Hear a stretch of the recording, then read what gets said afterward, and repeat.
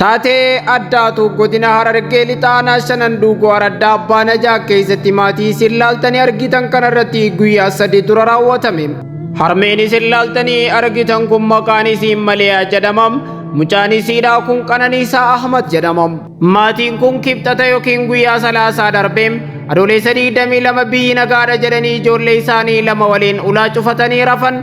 Lafa barii jala naannoo sa'aatii 11 cinaatti garuu waan isaan hin eegin tokkotu isaan mudate.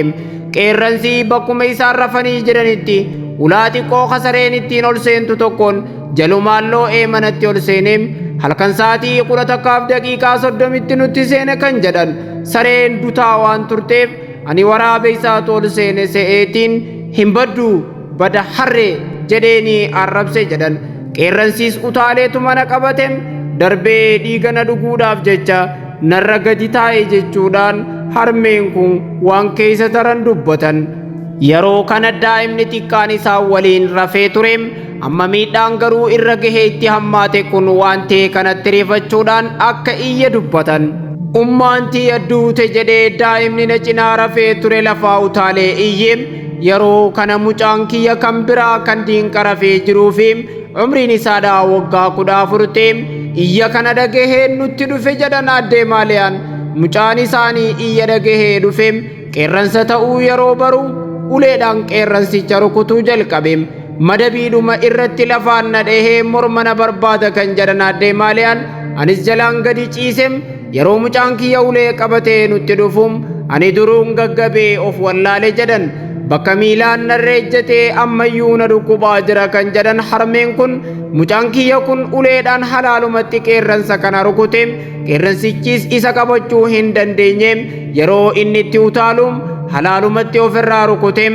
Kanuma keessa yeroo deddeebisee rukutu mucaan kiyya funyaan keessa argatee funyaan qeerransaa keessa yeroo rukutum qeerransichi achitti kufe jechuudhaan akkamiin akka mucaan isaanii lubbuu isaanii baraare dubbatan.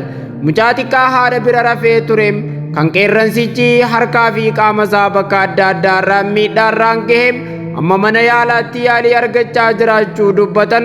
Isaaniis lafatti kuffisee dhidhiituurraam qaamni isaanii yeroo sana dhukkubbii akka qabu himu addee Maaliyaan. Harmeen kun rabbumaatu nu oolche malee mucaan keenya waa isa kanallee ajjeesuu dandeetii miti jedhan. Mucaan isaanii Qananiisaa Ahmad yeroo ammaa torbee tokko oliif buufata fayyaatti madaa yaalamaa jiraatullee madaan isaa fayyuu irra daranuu hammaachaa deeme jedhu hayyoon isaadha.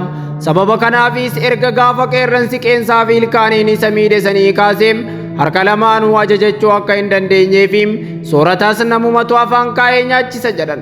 Harka lamaanuu baay'ee miidhameem waan itti hambise maal qaba mucaan jiruu tokko hin qabu jechuudhaan mucaan isaanii haala rakkisaa keessa jiraachuu himuum miidhaan harka mucaa isaanii irra ga'e madaan isaa fayyuu caalaa dabalaa deemuuniifi yaalii fooyyaa akka argatu gochuudhaaf humna dhabuudhaan yaaddoo jabaa keessa jiraachuudha dubbatu.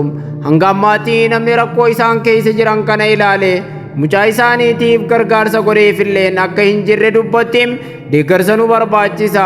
Garuu maal goona roobnis baran hin roobneem silaa roobni jiraatee gaariidha tureem.